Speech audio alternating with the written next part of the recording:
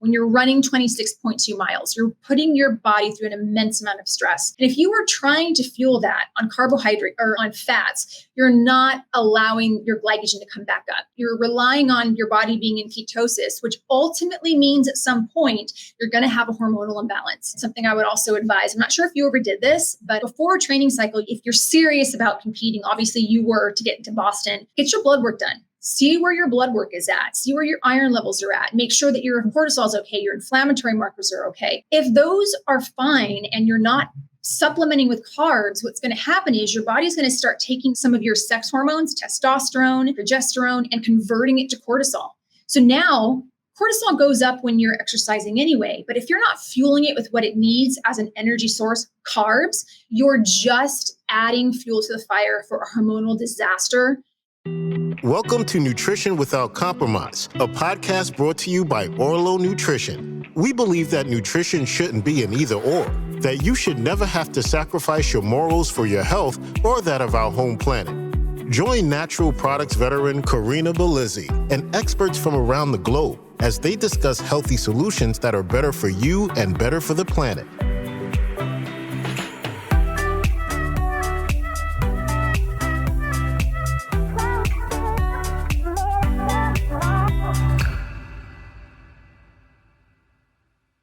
Welcome to Nutrition Without Compromise, which I might need to rename for the day to simply Sports Nutrition Without Compromise.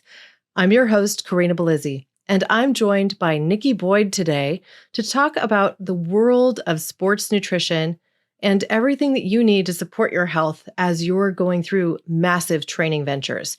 I've trained for and run successful marathons myself. I've competed in mountain biking for more than 30 years. I've had some way that I was always trying to get my very best out of my performance. And Nikki's no stranger to that as well. She has been a nutritionist for close to 8 years now, but has a long history as a dancer as well. She's had her own battles with health and food for years, and even was diagnosed with hypothyroidism back in 2016. This is a condition I've also contended with, so again, we'll have a ton to talk about. She serves as a director of nutrition at the 12. Nikki, welcome to the show. What a kind intro. I am so humbled. Thank you so much. I'm glad to be here.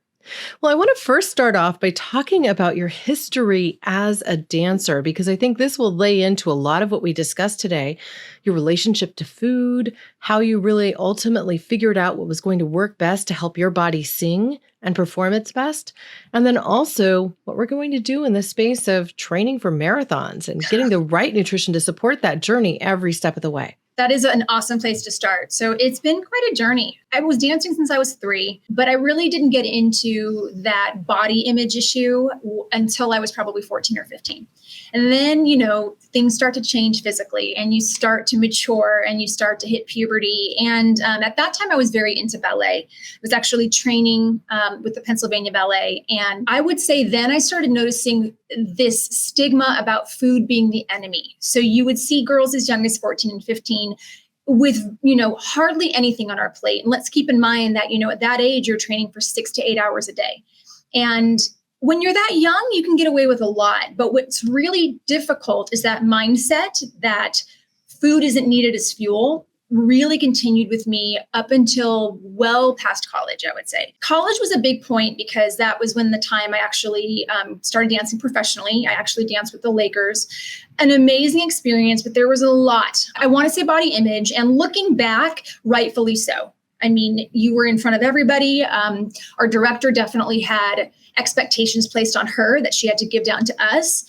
And what was interesting there, it brought back a lot of this fear of food for me because we were weighed. I can understand that because everybody gets in shape for this audition and you look amazing during this audition, but season doesn't start till, a couple months later. And a lot of the girls were starting to look differently. So I would say this limiting belief that food wasn't necessarily a source of fuel started really heavily when I was in college.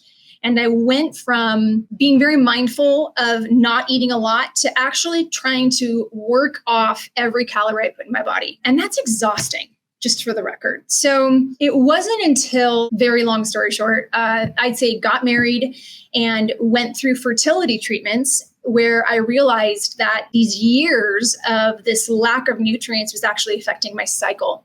And it was really hard for me to get pregnant. And it ended up, not being in the cards for my husband and I to have kids, but it was back in that moment, 2013, where I realized, okay, we need to really address this, because not only is it affecting my hormonal health, it was affecting my marriage and it was affecting my moods. So that was when the shift really started. And then once we started getting into running and training, man, a lot of walls come down and a lot of truth comes out.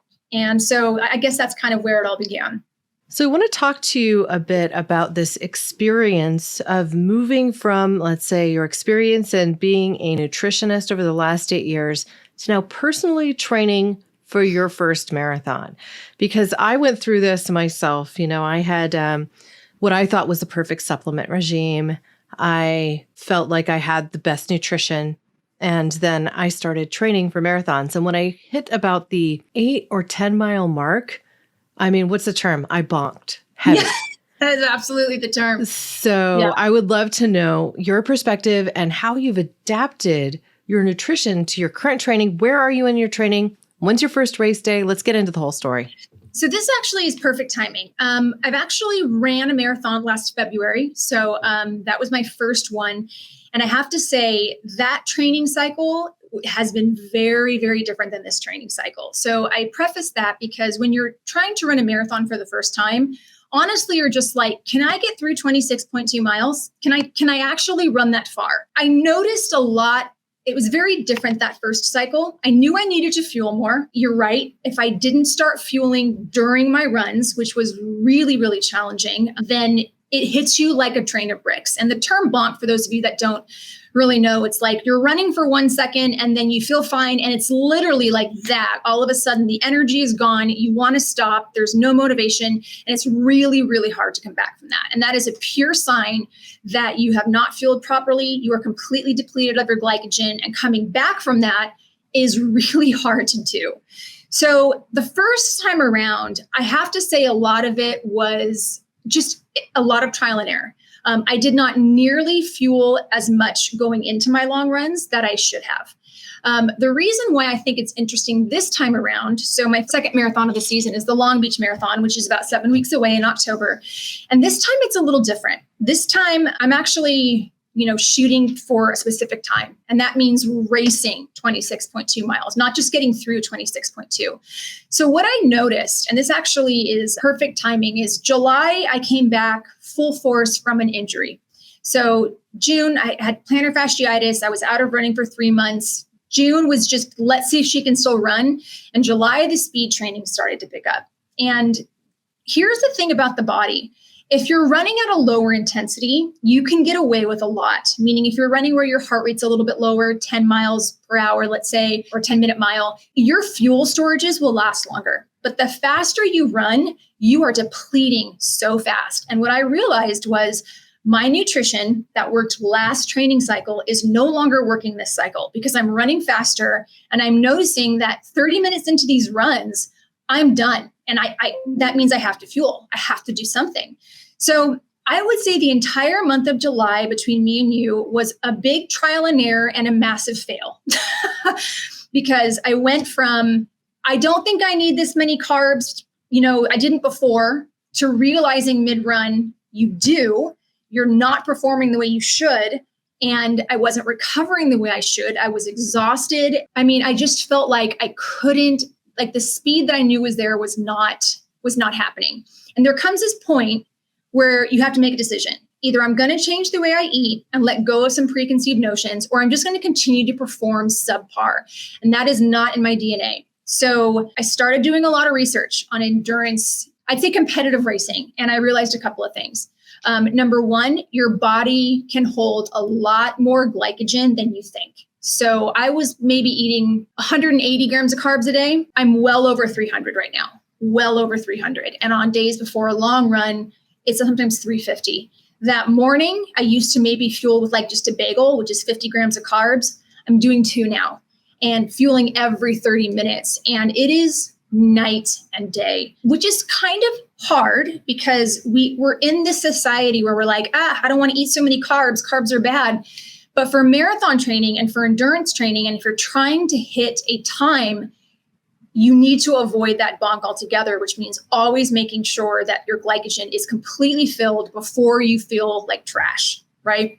Well, I understand and I empathize with you. I also think we should temper this a bit because if somebody thinks, oh, I'm going to start marathon training, I should eat a giant bowl of spaghetti before I start running. That's not what we're talking about here. The reality for me, when I was training for my first marathon, I ran Honolulu. And the thing I could not prepare for was the fact that it was so blazing hot and humid. So cooling down was a major problem. And I had done all of my training in Santa Cruz County, where on a hot day, you could even find a cool place to run that was at the perfect temperate 60 degrees almost every day of the year, right? Maybe a little cooler, but generally speaking, able to find something where you could thermoregulate easily. Yes. And what I will say is that I started to understand bonking when I was in my first set of marathon training, even preparing for the half marathon, because we would do 10 and 12-mile runs. And what I noticed personally was that if I just had one of those gooey things on board and at about mile 6, slurped it down, whether or not I felt like I needed it, that I would have a more successful run. And the symptom for me that would always come first, the thing that triggered my knowledge that I needed to actually fuel, that would come before I felt like I'd completely hit in a wall, is that my legs would just start to feel heavier. And the reason my legs would start to feel heavier is because my glycogen stores were kind of depleting, right? Like it just felt hard. Each stride was just a little harder. It wasn't that I was breathing harder. It wasn't that I felt like I was less able to continue running. But the moment I started to realize that my legs were feeling a little bit heavy, if I then supported myself with a goo or a shot block or something like that, I was able to continue a little bit better. The other trick I started doing, which I tired of when I was running full-length marathons, but I would actually put an electrolyte style mix in my water bottles. And that was fine when I was running a shorter run. But the moment I started doing the full 20-mile runs and things like that, I would get sick of the sweetness of it. I wanted just pure water to kind of like wet my mouth and quench my thirst and keep going. And so I wonder for you, if you're running into something similar, if you've found like you have your perfect mix of the supplementary things that you bring with you on your run to ensure that you can have a success for one of these longer training runs. And I feel like this podcast was meant to be at this time because everything that you just said, ironically, I just experienced. I just ran a half marathon this last Sunday. And you said a couple of things that are really, really important is heat. And what's considered hot in the running world is not necessarily considered hot for everybody else. So it was 75 degrees in Long Beach. That is a hot run. That is a very hot run with no shade, with 75% humidity. So what that means is you need to not only be on top of your fuel, but hydration is huge. And admittedly, let's be totally transparent, I was not hydrated. And in fact, it's funny you said mile 6 because mile 6, I started cramping a little bit, which is very abnormal. And cramps to me is a sign of dehydration. But I don't know if any of you have ever raced a marathon or if you've raced any race, just a heads up, there is water on the course, but they're in these cups. And it's really hard to grab the cup and actually get it into your mouth. So I didn't really hydrate at all. The reason why I said that, it's made me completely rethink my strategy for running this actual marathon. So you said a couple of things that are really, really important. When you're running any distant race, even if it is in, fall or winter where it's 50s or 60s, which is considered pretty ideal for running, you are still sweating. And what people don't realize is that you're not just sweating water. And even though you want water, you really need to replace it with electrolytes. If you don't, and when we talk about electrolytes, we're talking sodium, potassium, and calcium are the main ones. A lot of your electrolyte drinks will have a lot of sodium, but they won't balance it with potassium or calcium. And that's when you can start cramping. So finding a really, really good one, I absolutely love Scratch Labs, SKRATH. It's just a perfect hybrid. So when you're training, what I have found for me is I actually will run with a handheld water bottle. It's not ideal, but what I know is my tummy is really sensitive. So getting the hydration in, even though you technically sometimes want water, if you guzzle water, it's going to sit in your gut and it may not necessarily replace those electrolytes that your body needs so that you can perform. And that's what we're really looking to do. So my nutrition strategy is I take a gel, and the gels that you guys, can take, There's definitely levels of, I'd say, which is really great versus maybe not the best, but you ultimately need to find one that's going to work for you, and that's trial and error, but it is nutrition.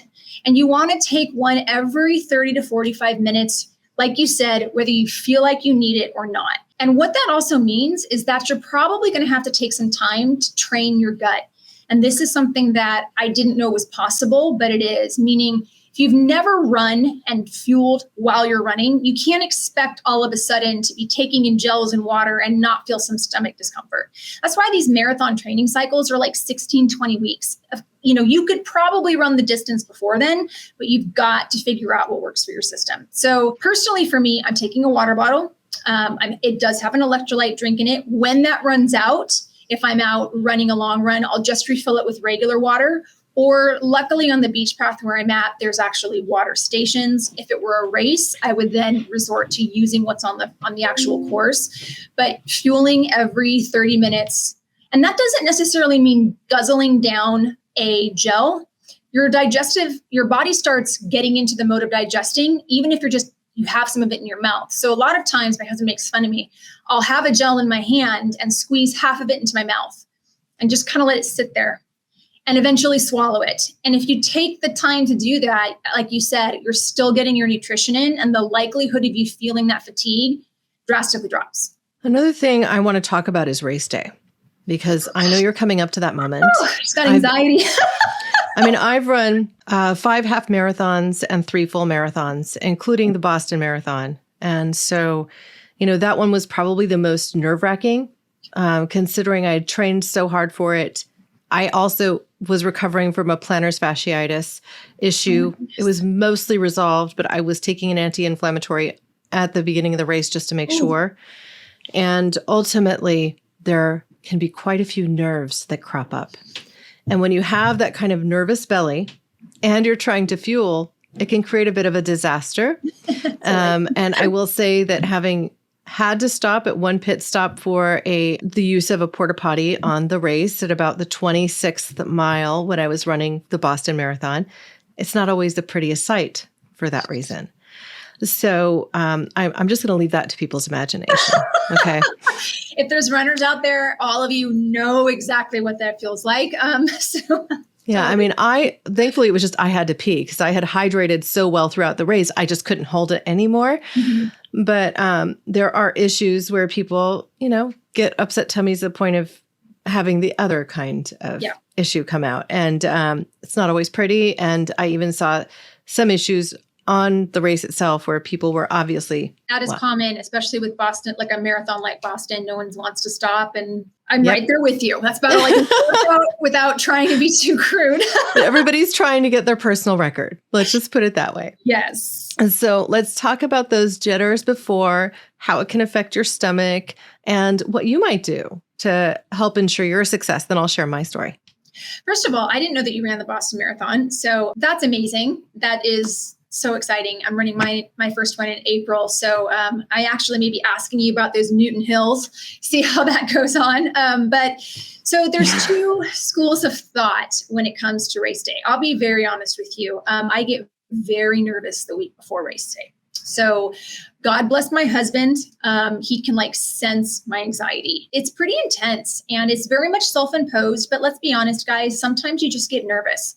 And there's not a whole lot you can do to calm yourself down. So there's a couple of things that I've learned that have helped. And I like to back it up to the week before race day. So depending on the length of your race, let's say for this example, it's a marathon, there is a lot of validity to loading your carbohydrates about 3 days before, sometimes 4, depending on what your weight is before the race. The reason why this is important is because sometimes those nerves are so bad that race day morning, nothing you eat is going to go through you no matter what. And so what you don't want to do is wait till just the day before the race to load all these carbs. You may not be topping off your reserves. So something that I've learned is to take it back to the Sunday before that race. We could get into the science behind it, but basically you're eating about 1.5 times as many carbohydrates as you normally would, depending on whatever that may be. It's Sunday, Monday, Tuesday, about 3 days before.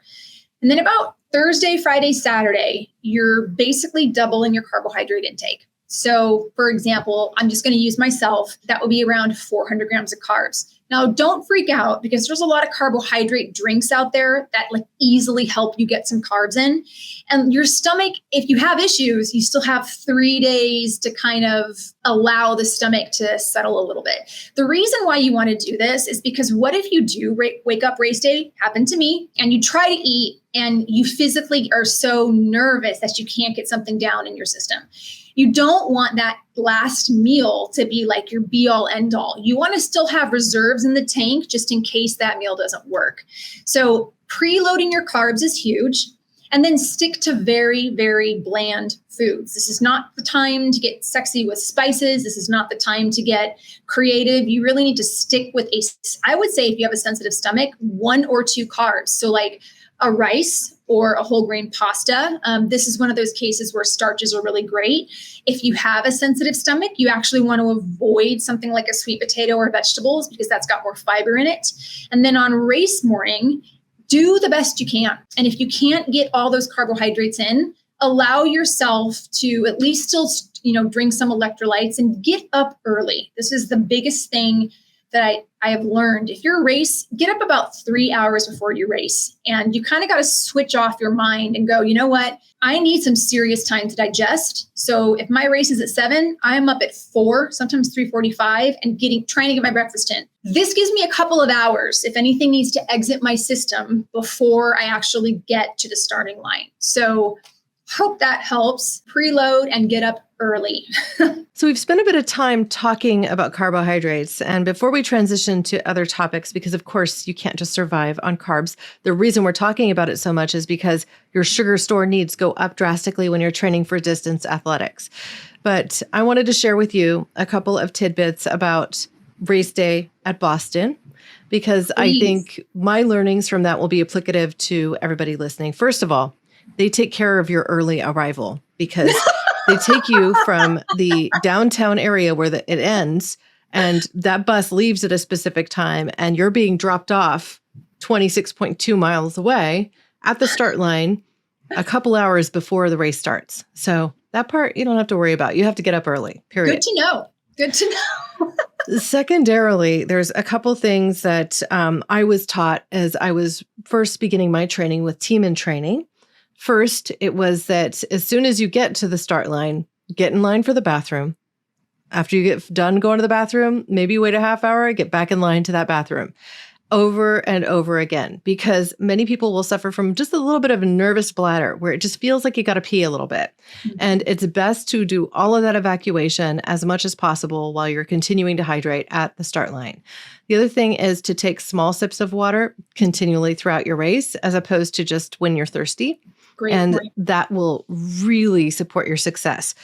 I appreciate you wanting to run with a handheld bottle. That for me, my hands sweat and then I don't like it. I'd find that I would end up getting a stitch on one side or the other sometimes if I had the bottle in one hand for too long. And so I went to the Nathan belt. I have one that has 4 small bottles, and I would actually use it. So I had my electrolyte bottle on one side, and on the other side, I would have my water, just a clean water, because I would tire again of just having the electrolyte flavor in my mouth when I was running. And this is probably something that seasoned runners who have done these kinds of races intrinsically understand and get. But I think it's just helpful for us to put it out there. Yes, it may look a little dorky, but nobody cares when you're running 26.2. Nobody cares. And it's funny you brought up the Nathan belt. I was thinking about that too. So I know I need to carry something. Am I excited about a handheld? Oh my gosh. No, you hit the nail on the head. You're like kind of lopsided. Thank you for actually saying that, because I knew I was forgetting to do something, which was to look into a hydration belt.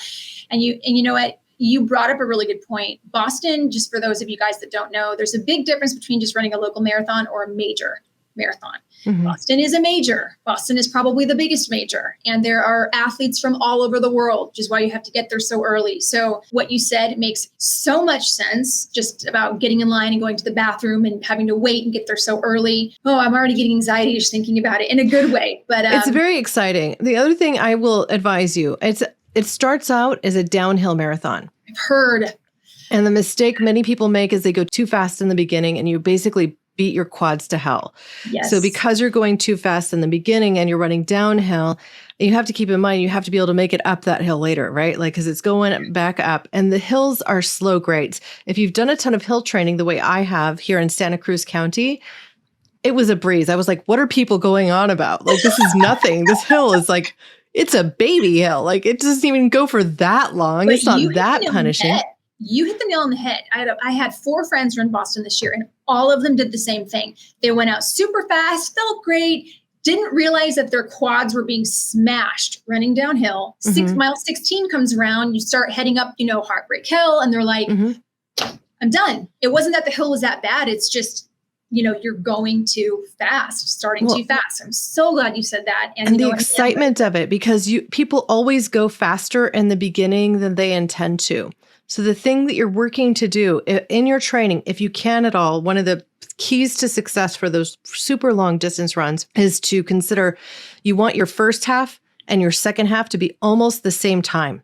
So if you ran your marathon in 4 hours, the first half should be like, you should go that 13.1 in right about 2 hours. And the second half should be right about 2 hours.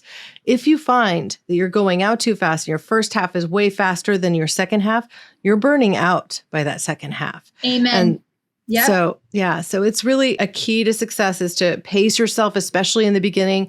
Don't allow yourself to get sucked with the crowd that is going faster. You'll end up passing most of those people later on anyway. Such good advice, by the way, for everybody listening. And I just had a conversation with my coach, and I'm just being honest here. I went out too fast on the half, way too fast. And I think that's why mile 6 stunk. My marathon in February, my first one, the first half was my best half marathon. And then mile 20 hit. And it was those last 6 miles where I was like, oh my gosh. So we literally just had this discussion yesterday, and his exact words were, you cannot go out too fast. I don't care if you feel like you could run 1,000,000 miles. You need to stay within your pace. And it is hard because everybody's running past you. And sometimes if you're competitive, you're like competing with the guys that are running past you. And you're like, holy cow. But that is some of the best advice and some of the hardest to take too, because in your mind, you're like, I just want to get it over with. Let's just go. Nope. Yeah.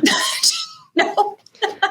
Well, I know I considered Boston my victory lap, which is, I think, the other best advice I got from my personal trainers, and that's in training for that marathon. Look at this as your victory lap. You got to Boston. Where are you going to go next? Like, are you looking to be, one of these elite runners that can compete at 2 hours and 15 minutes and running a full marathon? That's never going to be me. That's never going to be me either. You know what? You're right. Like, when is enough acceptably enough for you? Right. Right. Exactly. Now, granted, Boston was my personal record, and by a lot. I had trained really hard for it, and I was very pleased with my results. But it wasn't just the carbohydrates that helped me get there. I will say that too. And I also want to clarify a couple of things. I think I may actually take this question and put it at the front of our interview for this very reason, because you've talked a lot about carbohydrates and increasing your carbohydrates from, let's say, 180 grams a day to 300 or even 400, which sounds insane to anybody who knows how much that actually is. Yeah. But let's talk for a moment about how many carbohydrates are in a standard American diet. Like, if you are eating your French fries and your burgers, what are these people consuming? To help put it in perspective of where you might have been before, if you're a standard American diet eater, if you're the healthy eater you were before you started this, and if you're training for a marathon. So let's give these 3 perspectives. That's a really great point. So if you are just the average American, let's say that you're not necessarily nutrition focused, I think you'd be surprised at how much you're actually consuming. If you eat French fries, if you eat pancakes, even if you eat a bag of Skittles, something that is not necessarily lesser clean carbohydrates, you're probably getting upwards of 400, 500 grams of carbs. I mean, you don't realize it because a lot of it isn't necessarily nutrient dense. A great example would be pretzels. Let's take something that you can mindlessly eat. You can eat a bag of pretzels and that's 200 grams of carbs, but you don't feel full. So it's not nutrient dense. So yeah, 400 grams of carbs sounds like a lot, but if you're not paying attention to it, it's really easy to very much get there, if not above there, especially if you're eating out like fast food. You mentioned French fries, even sweet potato fries, the healthy version, right? You're still getting a lot of carbohydrates, whether you know it or not. You're just getting excess fat with it, and it's not necessarily nutrient dense, which doesn't give you the same amount of energy. When it comes to just somebody trying to healthily get 400 grams of carbs in, and that's just an example. It may not necessarily be that much for you. It's very difficult, especially trying to get something to getting nutrient dense carbohydrates in.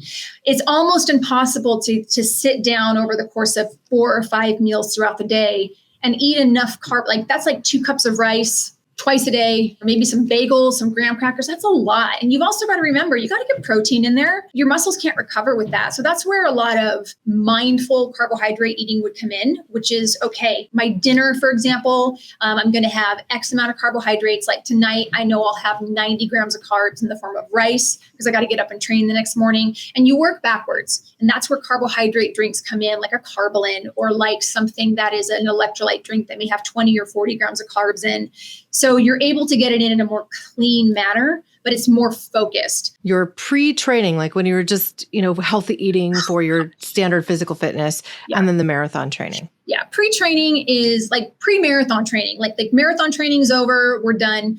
For me, obviously the carbohydrates drop down quite a bit. And that's where we can get really specific based on your output. So the average individual, I would say, that is healthy or working out, you're probably going to be about 30 to 35% of your diet is going to be carbohydrates. And that for myself, I'm 115 pounds. That could be like 135, 140. And, that's actually fairly easy to get in. If you eat a starch carb for breakfast, maybe a little bit of starch, like in the form of a sweet potato, and then maybe 3 times a day, you're getting starches in. But you're able to get in that 35% balance roughly. And it could be 30, 35%.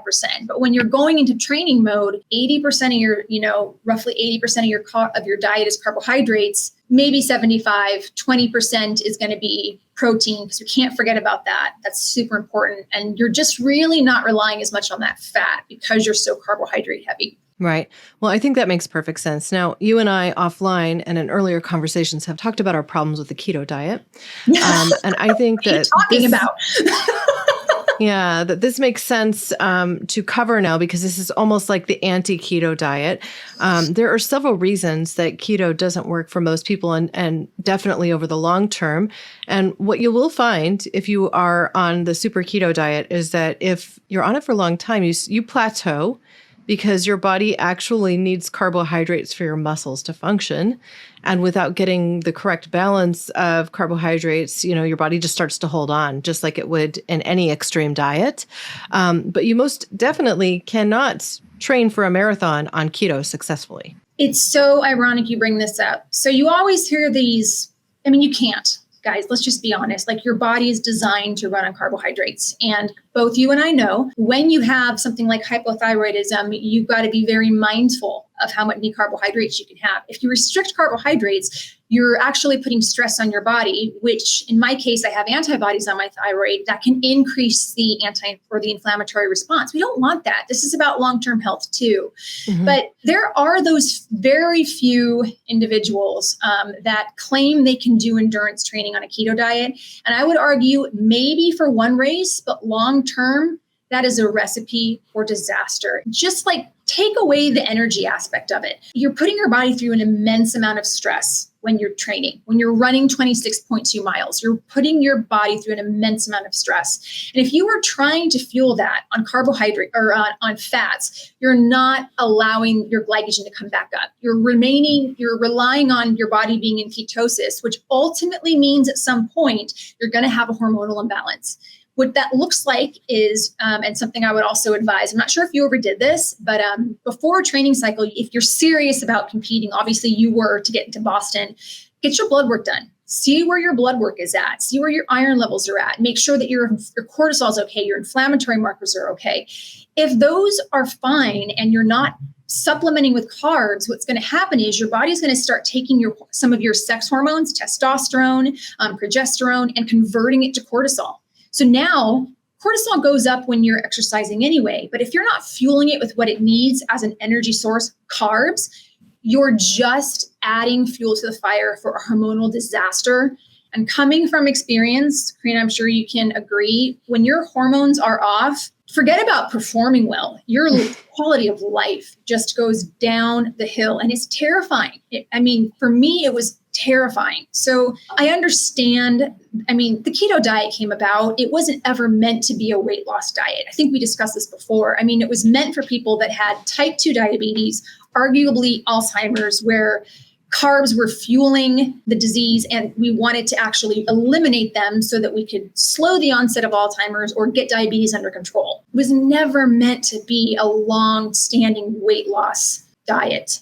So, maybe there's that one or two out there, but I'm a very hard no when it comes to endurance training and the keto diet. Well, I think this will be a resounding theme people hear in this podcast, but generally speaking, balance is key. And having a balanced diet that is set for what your individual needs are is going to be key to long-term success in everything you do when it comes to your health. Now, I wanted to, before we prepare to wrap this show, really get into the supplement side of things. And then I have a couple of suggestions, if you're not already implementing them, that may actually support your training. always down for suggestions. I feel like anything at this point. What did you want to know about supplement-wise, what I'm currently taking? Yeah, I would just love for you to walk us through your supplementary regime, because of course you have your diet. We've talked a bit about that, really making sure you're getting the quality carbohydrates in your diet. But of course, there's more to this story.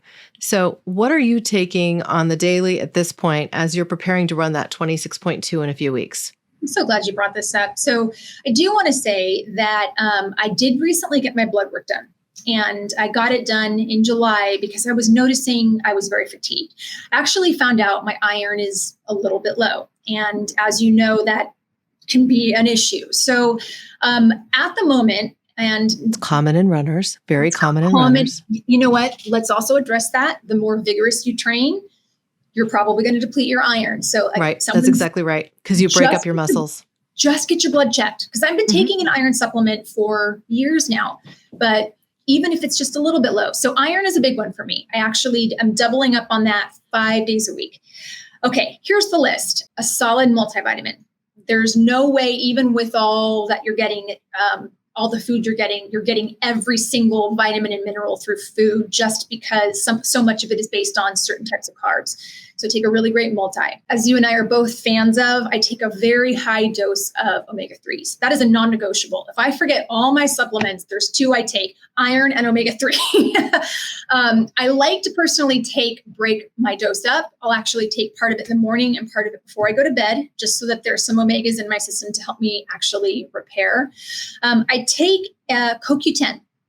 So that's a common supplement. I wouldn't necessarily say it's mandatory, but it does help with heart health and especially heart recovery if you're doing a lot of endurance training. So I do take CoQ10. I take a B complex that's heavy on vitamin B12. You know that the higher you exercise or the more you exercise, you're depleting water-soluble vitamins, all of them. All of them. All of them. I actually do a multivitamin or a vitamin and actually then liquid vitamin B12 drops as well, just because anything liquid is going to absorb much better. I actually take a turmeric supplement. It tastes terrible, Corinna. It tastes utterly terrible. It's liquid. It's curcumin resveratrol, which is known to help with inflammation as well. So I take a teaspoon of that. I also take 2 teaspoons of medical grade collagen. So this sounds like a lot, but at some point you just kind of get used to taking it. Collagen is for coming back from any injury, plantar fasciitis. That's really targeting your joints. Connective tissue, right? The connective tissue. 100%. I'm forgetting one, vitamin D. Vitamin D. I take 10,000 IUIs a day. And I don't remember if we talked about this, but fatigue can also be a sign of low vitamin D. So I make sure I take that as well. Those are the pills. Those are the main things. Protein shake, 100%, at least 1 scoop of glutamine. And that, guys, glutamine is just an amino acid that your body just depletes very rapidly. And it can be mixed with any drink. And then what I have learned is, I know it's not necessarily like a daily supplement, but at least 2 to 3 scoops of an electrolyte drink a day. So far, there's not a single thing that I would necessarily remove from that list, especially as you're training for a marathon. I'm always open. I will give you one more big tip, because I improved my mile speed by 1 minute with one thing. I'm so listening. 1 minute is big, right? It's huge, guys. Overnight, which was really, really surprising. Like I just was like, I wonder what this will do for me. And that was D-ribose. Just regular D-ribose. Just regular D-ribose. Doesn't have to be any specific brand. I'm not hawking anything, but the reality powder, put it in your electrolyte drink, whatever. I drank it before I ran, not during the run. And what D-ribose is actually, it's sugar the way your muscles use it. Mm-hmm. And granted, I took it just before an 8-mile run, an 8-mile uphill run. Okay. The whole run was uphill. Jeez. And it was on the way back that I improved my run. So it was 4 miles uphill. I thought I was going fast. I was like, gee, I seem to be getting here quicker than normal. And then 4 miles back at a slight downgrade. And on that downhill, on the way back, like mile 8 was my fastest of the entire run. That seemed to stay with me as long as I took my D-ribose. And so what I will say to anybody who is interested in reducing your caffeine in the morning, I'm not an advocate for that. I love my coffee. I'm not giving it up. But D-ribose can help you get over that hump because it is such like this incredible energy tool. If you sit there and you were to consume a cup of coffee that you threw some D-ribose in to sweeten it up, you will find it's like you want to climb the walls. Like you can't sit still. That is genius. So I'm thinking back to when we lived in Texas. I had D-ribose. I actually did. But I never thought to put it in my coffee, which I'm like you, like it's sacrilege. You don't give coffee up. It's not, that's just against the law in my book. But I am so thankful that you brought that up because I think anybody could benefit from it. I honestly don't think that anybody is allergic to D-ribose. Again, it's something that your body uses. Most of it is synthesized from corn. So it's hard to find a non-GMO source, but they are out there and you can get it in a powder form. It's sweet, so you can use it in place of a sweetener. It won't be stored as fat. Your body literally has to use it as energy because it's how your muscles use sugars. And so it's a healthy way to supplement your energy routine, especially as it relates to sports nutrition. I never found that it made me bonk or anything like that either. So I just think it's good to have on hand. The other thing I will mention is that I fell in love with actually taking electrolyte pills on my runs because again, I tired of getting the electrolyte beverage. I just wanted clean water when I was running those long runs. And so Hammer, or the company that also makes Hammer Gel, made these little pills at the time that were perfect balance of potassium, sodium, and calcium carbonate, or calcium, one of the salts anyway. And so I would just take those about midway on my run. And that is a great idea too. Really just helped to make sure I had enough. I wasn't worried about getting too much because my sweat at that point, when I was doing, 40 plus miles a week, my sweat stopped being as salty. So I knew I was always kind of going up against this issue of running out of enough of those electrolytes. That's a great way to actually take note of whether your body needs it or not. And also why I like that, you might drop your water bottle by accident. Mm-hmm.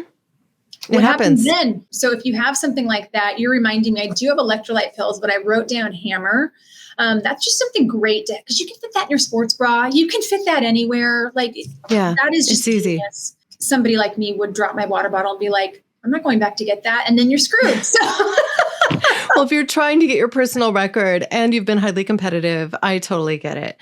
And I will mention too, Orlo sponsors this show.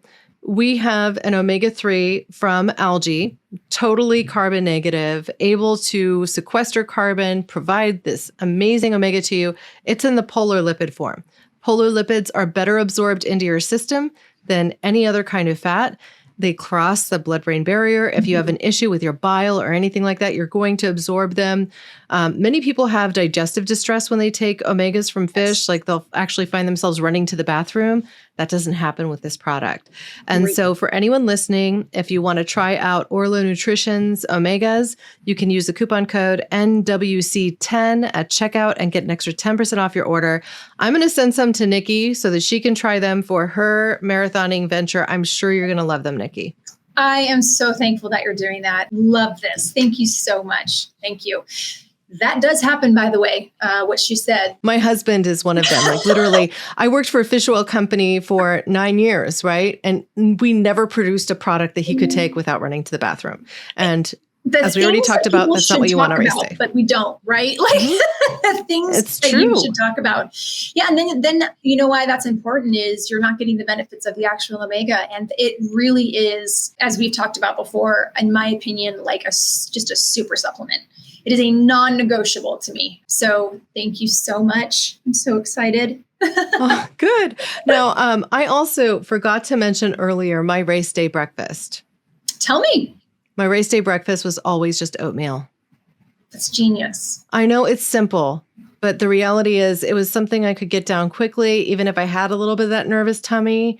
It stayed with me longer, and it was something I tested on multiple morning runs. So like one of the things I did to prepare myself for the long distance runs is I said, okay, I know I'm going to be getting up pre-dawn. I know I'm going to be running in April in Boston. When I ran that marathon, it was 41 degrees at the starting line, which was a little cold. And yep. You're still for most of it. And so like people are trying to stay warm. I had all these layers that I ended up getting rid of along the run, but I was able to get it in quickly, just like I was on all my other early morning runs. And it didn't cause my stomach to be upset at all. I put it like this: oatmeal seems to stick to the sides of the bowl the same way it seems to stick to your ribs. So it kind of keeps with you a little bit longer than some of the other nutrient sources that I would go with. I love that. And you know what's interesting? If you do research on some of the elite runners now, Sarah Hall, Kira D'Amato, nothing's crazy. It's oatmeal or it's toasted peanut butter, whatever works. It's always something that's super, super simple. So that just goes to show you don't have to have like this crazy breakfast for an ultimate performance, just something that your body can absorb. And I would never eat eggs. I never ate protein in the morning of a run. No. Like if I tried to do protein, like even just like any protein in the morning before a long run, it would tend to kind of ruin my gut about halfway through. That's actually a good point too. So, you know, the other thing is when you eat food, it's not necessarily going to affect you right away. This is why it's so important to try during your training. Look at how you feel, like you said, halfway through, maybe 45 minutes to an hour. Chances are, if something's not agreeing with you, like high protein, you're going to notice it. And that's when you kind of go, okay, not a good idea. And this would be different if you're talking another sort of athletic, of course, right? Absolutely. Yeah, we'll have to come back and talk about those other things. This is like Nutrition Without Compromise Marathon Edition. But, you know, you actually could bring a good point. You know, if you're doing something that's like more weightlifting, the conversation completely changes.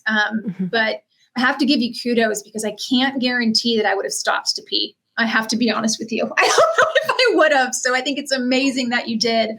And that you got your personal best on Boston. For those of you that don't know, it's probably one of the most difficult courses out there, most technical courses out there. So Corinna, come next January, I will be picking your brain for all of those tips. Well, the one I will leave everyone with: don't drink the BU water. Boston University. I have not heard they this literally, they put out these things that look like a water stop, but it's not a water stop, it's beer. And then you'll also see kegs, and you'll see people who are running and they'll do keg stands. They'll stop and do a keg stand and then keep running. It is a madhouse. It is like running in Disneyland for adults. When you're going through Wellesley College, there's girls giving away free kisses. I don't know if that still exists because of COVID, but it's like, it's pretty intense. You know, my husband's always like, are you always going to want to qualify for Boston? I go, you know, I think it's going to depend because it's an event, right? And it might just be one of those things like, check, I'm good. But it is, from what I've heard, those things are still there. I actually remember hearing about the beer cake stands, which is baffling to me. But some people just run this for the sake of, like you said, it's their victory lap. They don't care. They just want to enjoy it. So we'll see how many times I actually go back to do this. I kind of like the local race where you can get up, don't have to get bussed in and have 11 waves of people before you, know? Well, we can even have an offline conversation about the most annoying marathons that I've run, half marathons, actually. Because, you know, there are some that are just a lot of fun and really interesting, and then others that are just punishing. And I think a lot of it has to do with if they become boring to run. There's all sorts of reasons that a run can become boring, but, you know, I have my particular tells, so to speak. Well, I mean, I just want to thank you so much for taking this time with us. I think this has been a really interesting conversation. So before we wrap, I'd just like to ask one final question. What does nutrition without compromise mean to you? I love this. It means being able to use nutrition in a way that is fueling to your body and also benefiting our environment as well. So you don't necessarily have to eat foods that haven't been sustainably produced, that aren't good for you, that are just fad diets. You can actually eat real whole foods that have high nutrient quality that allow you to live a long life and do all the things that you love. Fantastic. Now, I know some of our listeners are going to want to find out more about you and what you do with the 12. Where would you prefer they go to engage with you? So I'm probably one of the only people that isn't, I check Instagram, but between me and you, Corinna, it's not my specialty. But I do check it. My handle is at Nikki Boyd Nutritionist. That's 2 Ks and Nikki Boyd Nutritionist. That's probably the best way. Even email. I know, old school, right? Nikki, Nikki at the12.com. And that's THE12. And those are the best ways to get a hold of me. So the 1212.com. That's awesome. Well, thank you so much for joining us today, Nikki. I will be sure to include links to your social, even if you don't love it, and also the 12 with our show notes. And people can visit our website and click on that icon to send you an email if they want to. They can also always reach out to me here at Nutrition Without Compromise. Just send me an email to hello@orlonutrition.com, and I will be in touch with you. Visit orlonutrition.com for our complete blog about this episode, including features that you won't find anywhere else. I'm going to be sure that I tag Nikki for a recipe or two of her favorite carb-loading recipes so that you can also join in that adventure with her. Thank you for joining us today on this journey. Nikki, hats off to you. Thank you, Corinna, so much. So thankful for you having me on the show. Thank you. And everyone else, you can go ahead and follow us at orlonutrition.com and also Orlo Nutrition on all social platforms at just simply the handle at ORLO Nutrition. I hope you'll join me as I say my parting words. Here's to your health.